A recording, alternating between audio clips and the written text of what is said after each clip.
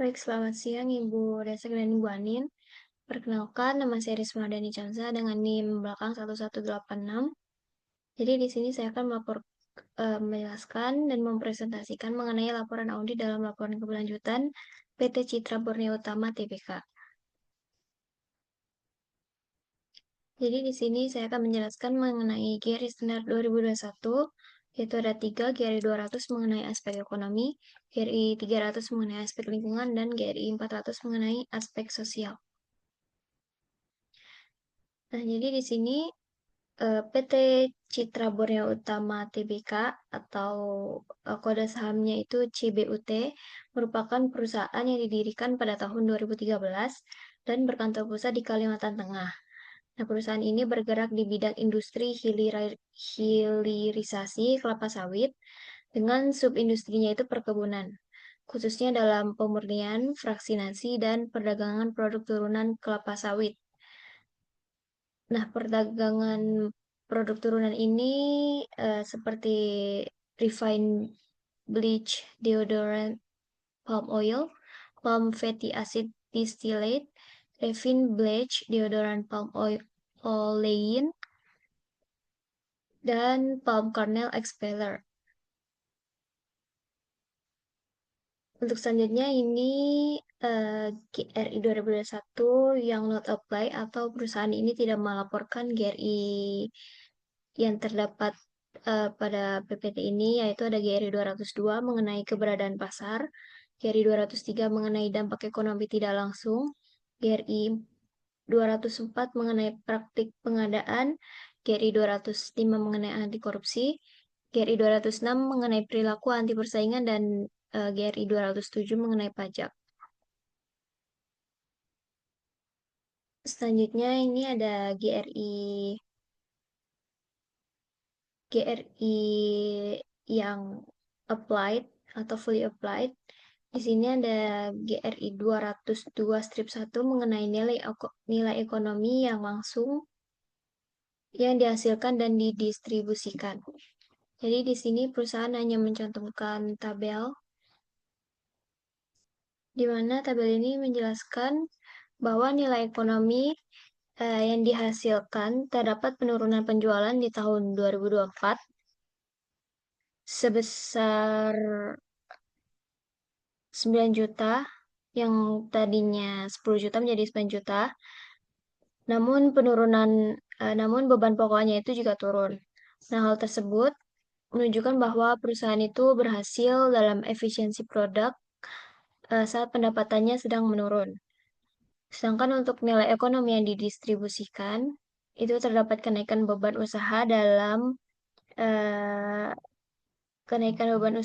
dan dapat mengakibatkan adanya risiko suku bunganya juga naik. Selanjutnya ada perusahaan merespon penurunan pendapatan dengan efisiensi biaya itu terlihat dari turunnya beban pokok penjualan, yaitu dari 9 juta menjadi 8 juta. Tetapi hal tersebut terbebani oleh kenaikan biaya operasi dan utang. Nah, kesehatan keuangan perusahaan ini menunjukkan bahwa laba ditahan masih kuat, yaitu masih di atas 2,4 triliun. Namun karena penurunannya terlalu tinggi, juga harus tetap diwaspadai. Selanjutnya ini penjelasan lanjutan. Jadi sumber utama yang menjadi pendapatan pokok yaitu dari penjualan produk-produk yang dihasilkan seperti yang telah dijelaskan di awal penjelasan tadi.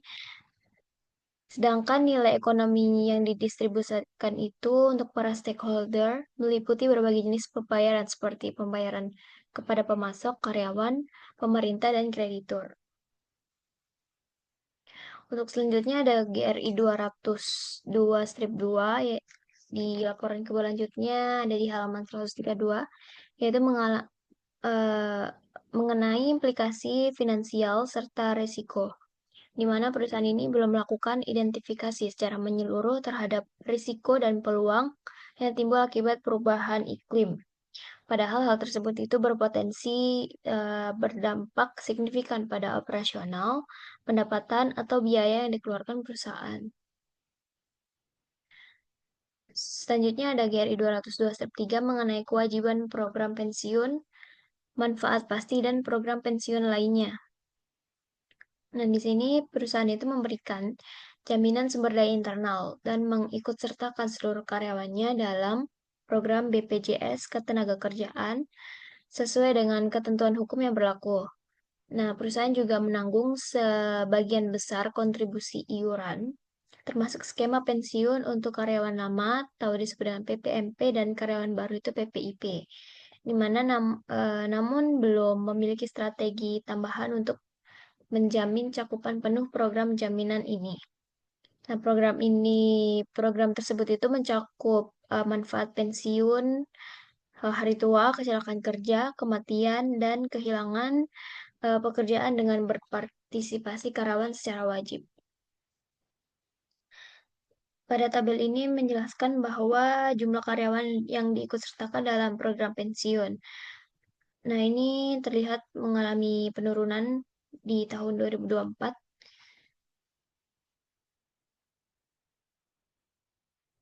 Untuk selanjutnya ada GRI 202/4 mengenai bantuan finansial yang diterima dari pemerintah. Di sini perusahaan mengklaim bahwa perusahaan ini tidak menerima bantuan apapun dari pemerintah selama tahun 2024. Untuk selanjutnya, GRI 300 mengenai aspek lingkungan yang tidak dilaporkan oleh perusahaan. Ada 7 GRI, yaitu GRI 301 mengenai material, GRI 302 mengenai energi, GRI 304 mengenai keanekaragaman hayati, GRI 305 mengenai emisi, GRI 306 mengenai limbah, GRI 307 mengenai kepatuhan lingkungan, GRI 308 mengenai penilaian lingkungan pemasok. Nah, di sini untuk GRI yang fully applied yang telah dilaporkan oleh perusahaan ada GRI 303/1 yang digabungkan langsung dengan GRI 303/3 dan strip 5. Untuk GRI 303/1 itu mengenai interaksi dengan air sebagai sumber daya bersama, GRI 303/3 mengenai pengambilan air, dan GRI 303/5 mengenai konsumsi air. Di sini perusahaan itu menyadari bahwa pentingnya menjaga ketersediaan air bersih dan telah mengambil langkah-langkah pengelolaan air secara efisien dan bertanggung jawab, termasuk penghematan penggunaan air bersih serta pemanfaatan limbah cair hasil pengolahan water treatment plant atau WWTP untuk keperluan domestik seperti pembersihan dan penyiraman toilet. Selanjutnya pada tabel ini perusahaan memaparkan pemakaian air selama 3 tahun belakang itu dari 2002 sampai 2024. Pada tabel ini perusahaan menunjukkan bahwa terdapat kemajuan signifikan dalam konservasi air di tahun 2024, terutama karena adanya penurunan pemakaian untuk proses industri dan RO atau Clean Water to Feed RO. Namun volatilitas penggunaannya itu di penyulingan perlu menjadi perhatian karena terlalu rendah. Jadi data ini mencerminkan komitmen sustainability yang cukup baik. Tapi perlu dipastikan lagi bahwa penurunan tidak mengorbankan kapasitas produksinya. Nah, untuk eh, pendinginan laba, eh, pendinginan pada pembangkit listrik dan refinery itu air bersih digunakan sebagai pendingin peralatan seperti pompa dan motor, serta untuk menstabilkan suhu sampel air panas dari proses boiler. Baik di pembangkitan listrik maupun unit perusahaannya. Nah, untuk kebutuhan kawasan industrinya, air bersih itu dipakai untuk aktivitas harian karyawan seperti mandi, mencuci, dan masak. Dan pemeliharaan lingkungan seperti penyiraman tanaman dan pembersihan alat. Untuk air umpan RO, Clean Water to Feed RO, RO itu reverse osmosis, di mana digunakan untuk input proses pemurnian air lebih lanjut agar menjadi air demineralisasi atau air demin.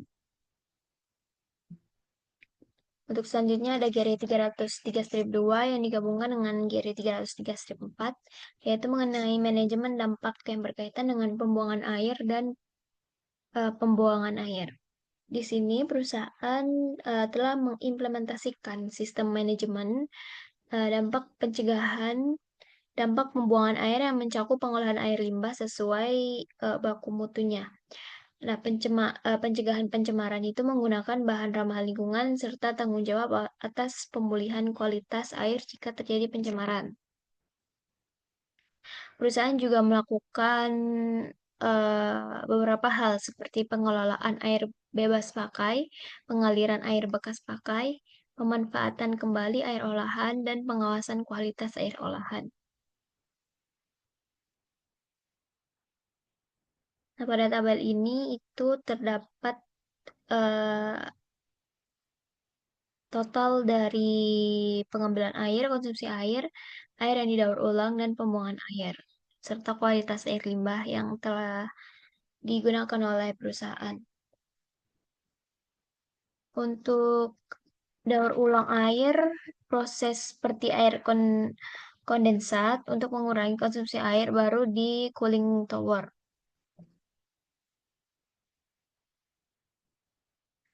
Nah, tabel ini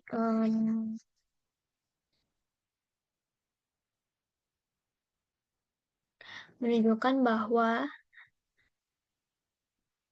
pencapaian positif karena adanya pengurangan tekanan pada sumber air alam dari 702 turun menjadi 579. Nah, untuk konsumsi air itu menunjukkan bahwa efisiensi penggunaan air meningkat. Jadi karena adanya penurunan jumlahnya itu dapat didefinisikan bahwa terdapat efisiensi dari penggunaan air. Selanjutnya untuk air yang didaur ulang, itu terdapat masalah yang kritis karena program daur ulang kolaps atau kesalahan pelaporan. Jadi laporannya ini mungkin salah. Selanjutnya ada GRI 400 yang tidak dilaporkan oleh perusahaan. Ada sekitar 12 GRI yang tidak dilaporkan. Untuk GRI 400 yang dilaporkan yaitu mengenai aspek sosial. Ada yang pertama ada GRI 401-1 itu mengenai perekrutan karyawan, karyawan baru dan pergantian karyawan. Nah, di sini perusahaan telah melaporkan bahwa jika turnover suatu perusahaan itu rendah, maka perusahaan tersebut memberikan kenyamanan bagi karyawannya. Perusahaan ini memiliki turnover sebesar 22% pada tahun 2024 dan perusahaan tetap berupaya untuk menciptakan suasana kerja positif untuk mempertahankan pencapaian tersebut. Nah, di sini ada tabel tingkat perputaran karyawan. Terlihat bahwa terdapat penurunan karyawan masuk dan pensiunnya itu naik sebesar 6. Untuk yang meninggal tidak ada, jadi tetap.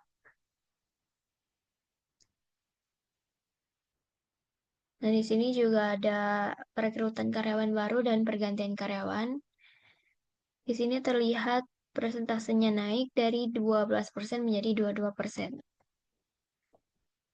Selanjutnya untuk GRI 401-2 mengenai tunjangan yang diberikan kepada karyawan purna waktu yang tidak diberikan kepada karyawan pada kurun waktu tertentu atau paruh waktu. Itu ada di halaman 149 sampai 150, di mana perusahaan ini menjamin bahwa karyawan tetap di golongan rendah itu tetap menerima imbalan, imbalan minimal sesuai dengan upah minimum provinsi mereka atau UPM yang telah ditetapkan oleh pemerintah. Nah, di sini perusahaan itu mencatat bahwa ada di daerah provinsi atau daerah Kota Waringin Barat, upah minimumnya itu 3.474.000 dengan imbalannya sama yaitu sebesar 3.474.000 dengan persentasenya itu 100%.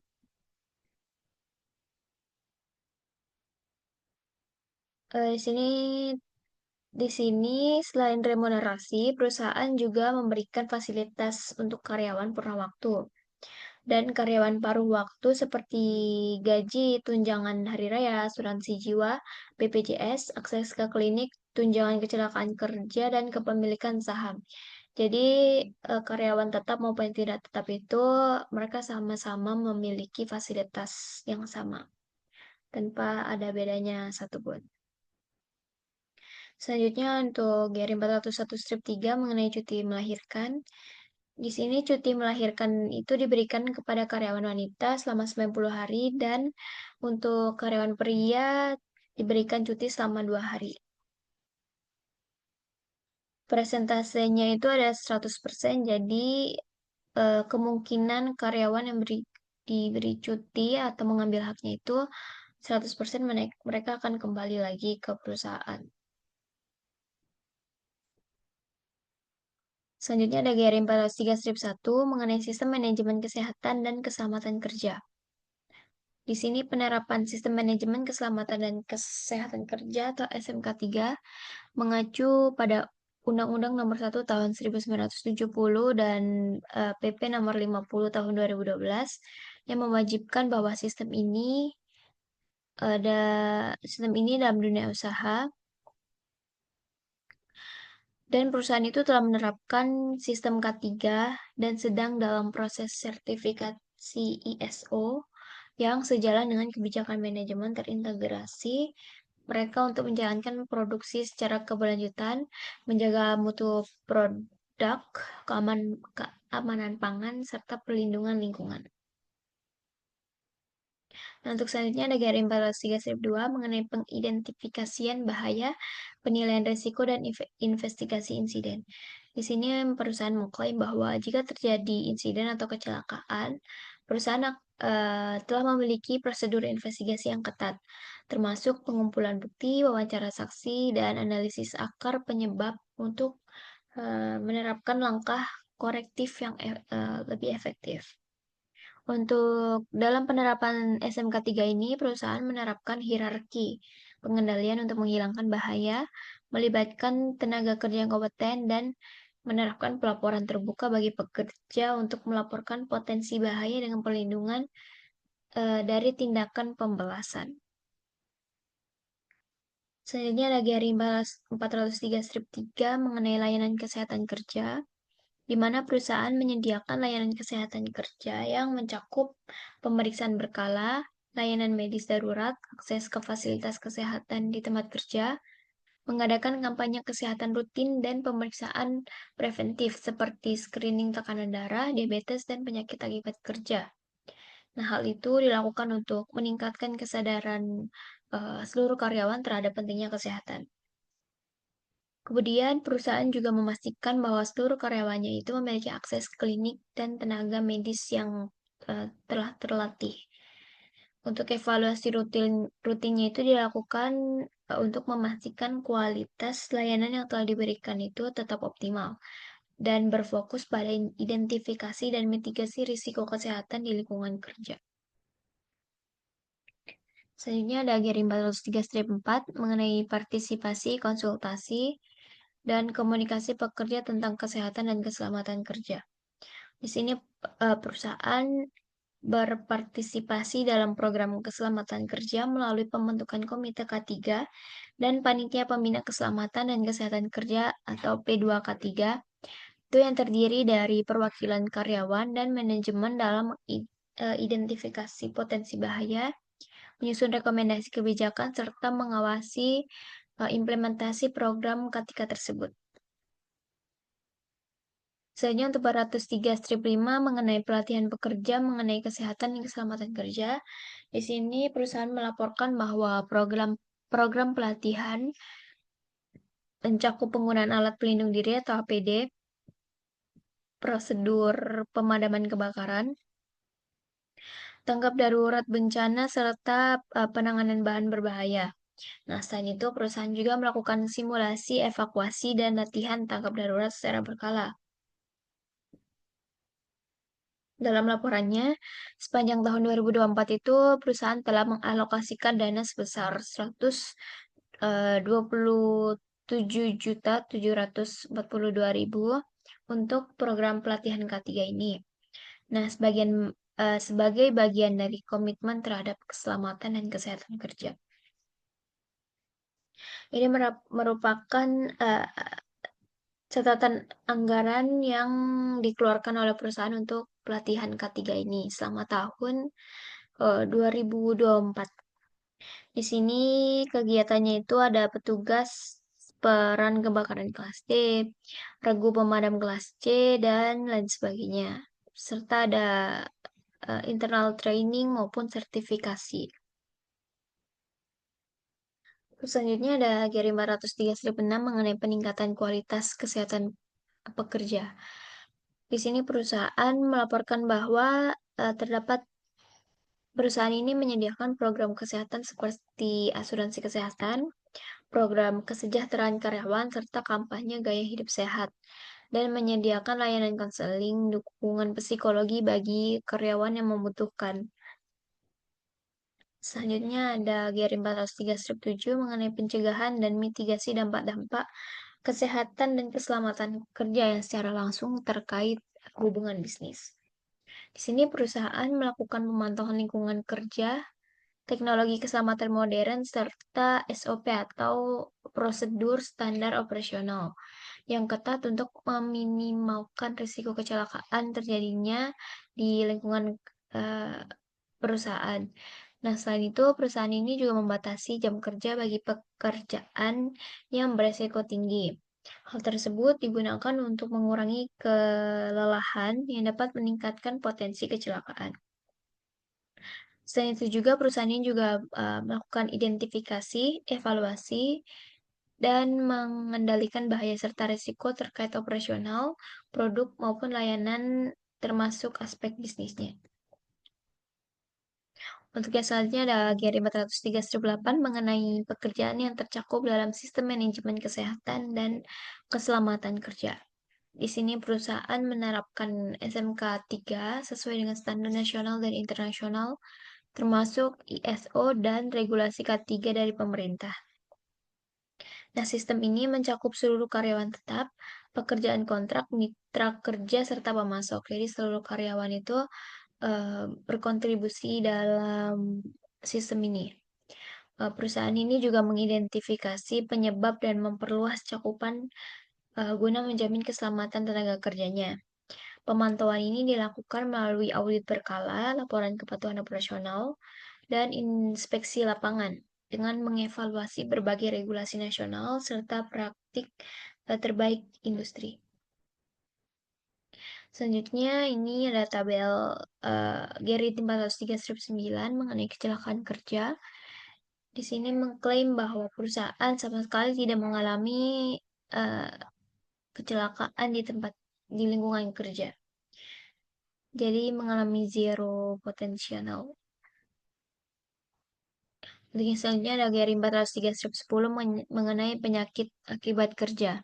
Dan di sini perusahaan itu melakukan pemantauan serta mitigasi terhadap risiko kerja, seperti paparan zat kimia, ergonomi yang buruk, dan tekanan psikososial. Nah, upaya tersebut itu dilakukan melalui pemeriksaan kesehatan berkala, peningkatan kesadaran kesehatan kerja, serta implementasi program K3 berbasis pencegahan. Nah, untuk sepanjang tahun 2024 ini, pemantauan menunjukkan bahwa tingkat kejadian penyakit akibat kerja itu tetap terkendali tanpa kasus yang signifikan. Karena adanya penerapan ketiga tersebut yang telah efektif, serta sinergi antara manajemen dan karyawannya dapat bekerja sama dengan baik. Selanjutnya ini ada GRI 221 mengenai aspek sosial yang juga tidak dicantumkan oleh perusahaan. Itu mengenai hak asasi manusia, masyarakat setempat, penilaian sosial pemasok, kebijakan publik, pemasaran dan pelabelan, privasi pelanggan, dan kebutuhan sosial ekonomi. Di sini ada GRI yang dicantumkan atau dilaporkan oleh perusahaan, yaitu GRI 416-1 yang digabungkan dengan GRI 416-2 mengenai penilaian dampak kesehatan dan keselamatan dari berbagai kategori produk dan jasa serta mengenai insiden ketidakpatuhan sehubungan dengan dampak kesehatan dan keselamatan dari produk dan jasa. Di sini perusahaan itu melaporkan bahwa setiap produk yang dipasarkan telah melalui penilaian cermat sebelum dirilis atau diperjualbelikan yang berguna untuk mengurangi potensi dampak negatif dengan menyediakan informasi produk yang lengkap dan mudah diakses, terutama melalui kemasan produk minyak goreng. Nah, informasi yang disampaikan ini mencakup nama produk, berat bersih, eh, expired atau tanggal kadaluarsanya, kode produksi, komposisi, nilai gizi, nomor izin edar, serta logo halal dan SNI. Sesuai dengan ketentuan BPOM RI dan sepanjang tahun 2024 ini tidak ada insiden ketidakpatuhan terkait informasi produk dan layanan. Nah, mungkin cukup sekian presentasi yang bisa saya sampaikan. Jika ada kesalahan pengucapan maupun materi yang saya jelaskan ini kurang masuk atau kurang jelas, mohon dimaafkan. Untuk itu, terima kasih.